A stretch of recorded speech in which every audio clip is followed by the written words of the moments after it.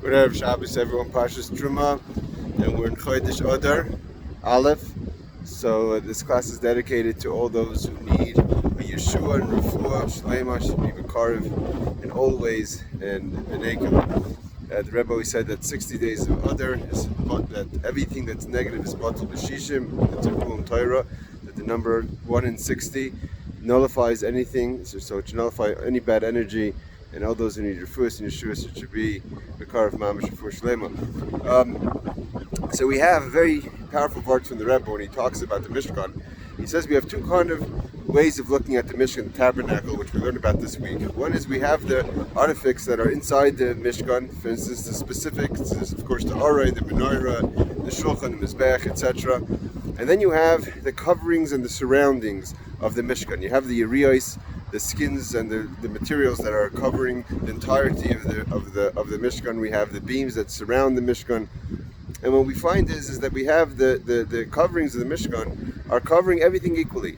I mean, although there's parts that it's covering the Ark, which is the Kodesh HaKadoshim, the Holy of Holies, and parts that are covering the Heichal.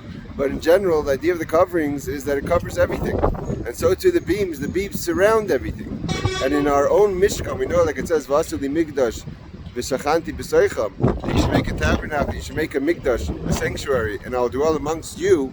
At the Mishkan within ourselves, there's also that idea. We have the general makiv surrounding, encompassing energy, and we have the specifics. And the idea of the makiv, this encompassing, is like in two things the Rebbe says in Torah and Tefillah, in studying of Torah and prayer.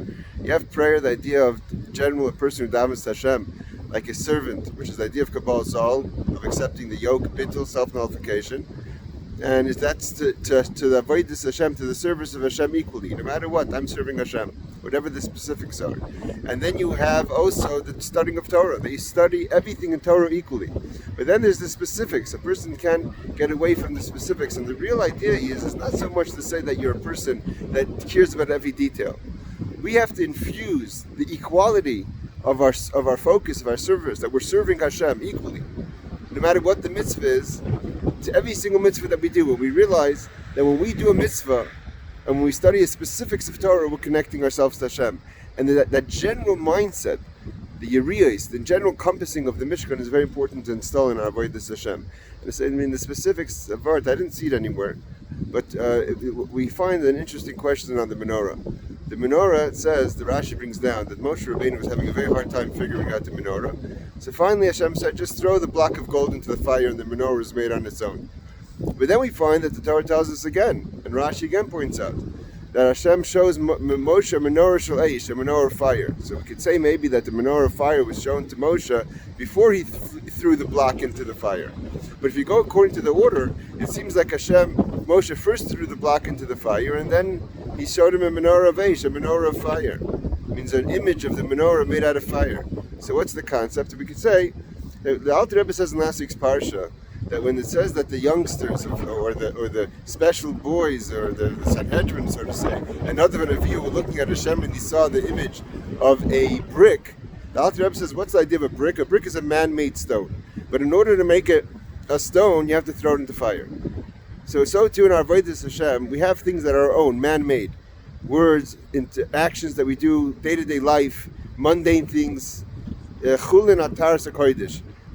Mundane things that are made according to the strict idea of holiness, of purity. And how do we do that? You have to throw into fire, into the passion. When you throw into fire, into passion, then you could elevate anything. And I believe that Moshe Rabbeinu possibly had a question on the menorah. How is it that the menorah that represents our midas, our service of Hashem emotionally, how does a person serve Hashem emotionally? We find also Moshe had a problem, a challenge understanding the machzah shekel, the half shekel, and Hashem showed him a shekel made out of fire. Fire represents the infusion, the passion that a Yid has to Torah mitzvahs. When Moshe Rabbeinu maybe had a question on how does a person serve Hashem with the different emotions, when Hashem told Moshe, throw it into fire. If you take your emotions and throw it into the passion of Yiddishkeit and Torah, then he shows him a menorah shel eish, a menorah made out of fire, that the whole entirety of our midas, the matter for serving Hashem with Gevurah, Chesed, Tiferes, it all has the same passion, the same idea of the Yeriyos, the encompassing level of the focus on serving Hashem. I wish everyone again a very good Chodesh. That it says Mishnechnas Ardemar Simcha. Simcha breaks all boundaries. and it says Mazel Bari, a healthy, successful Mazel for everyone, and a good Shabbos. Take care.